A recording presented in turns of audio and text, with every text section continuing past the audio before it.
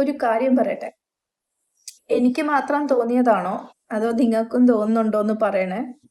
നമ്മുടെ കേരള പീപ്പിൾ അവർക്ക് ചില സ്വഭാവങ്ങൾ ഞാൻ ശ്രദ്ധിച്ചിട്ടുണ്ട്.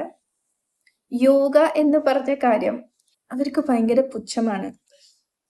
ജിമ്മൊക്കെ പോകാൻ റെഡിയാണ്, പക്ഷെ ജിമ്മും കണ്ടിന്യൂസ് ആയിട്ട് പോകത്തില്ല. പിന്നെ യോഗ വലിയ താല്പര്യമില്ല. പക്ഷെ ഹോസ്പിറ്റലിൽ പോയി മരുന്ന് മേടിക്കാനും അതിന് വേണ്ടിയിട്ട് എത്ര പൈസ വേണേലും ചെലവാക്കാൻ റെഡിയാണ്.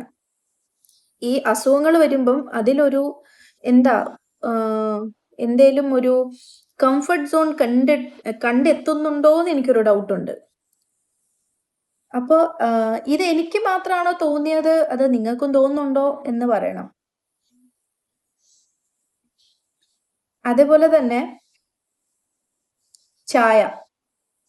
ചായക്കകത്ത് മധുരം കുടിക്കില്ല, പക്ഷെ ഉള്ള സ്വീറ്റ് ഐറ്റംസും ബേക്കറി, ലഡു, ജിലേബി എല്ലാം കഴിക്കും.